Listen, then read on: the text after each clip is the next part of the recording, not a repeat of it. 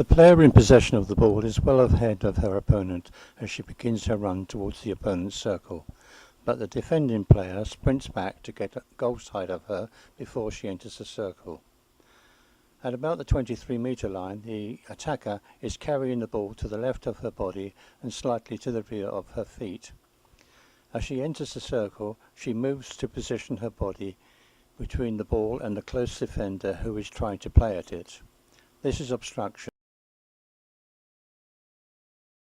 The pass is made from the 23-metre line to the same attacker who continues her left side shielding tactic, but then manages to draw the ball back to make space to turn and to try to propel the ball into the defender's feet. After several determined attempts, she manages to hit the feet of the defender. A penalty corner is incorrectly awarded.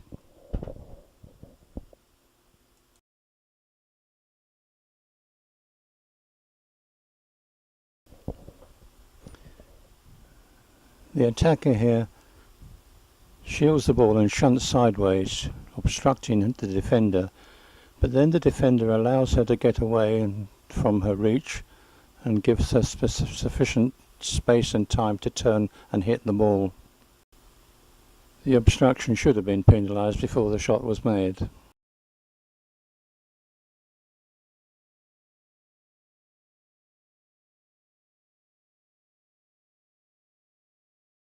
The attacker takes a self-pass and then slaps the ball directly into the closing defender. The defender manages to block the ball with her stick, but it rebounds upwards and to her rear. The player in black follows on her hit and attempts to regain possession, but the player in white gets to the ball first, and the ball goes through the legs of the player in black as she contests for it, so that she is then impeding the player in white.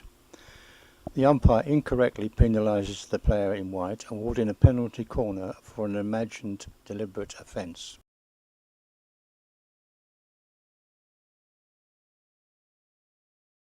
Almost continuous obstruction here, but the defender allows the attacker to get space at the end of the run to make a shot. That's poor defending, but the umpire should have penalised the obstructions long before that.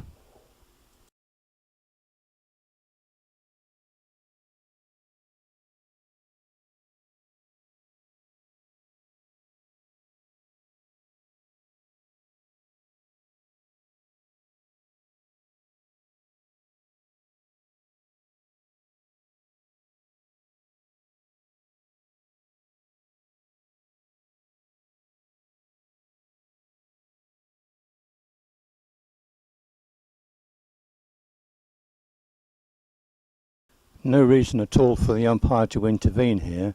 Doing so allowed the team in white to recover to position.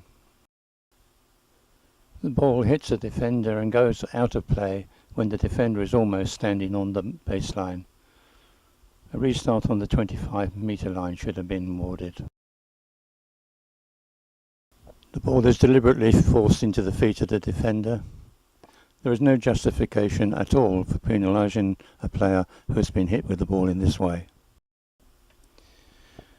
This circumvention of the restriction on the height of the first hit is something I would like to see prohibited.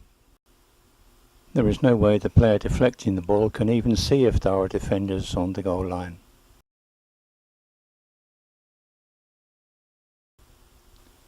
More forcing of contact and automatic awarding of penalty corner. There was no need for umpire intervention at all here, but the ball hit a foot, so the whistle was blown.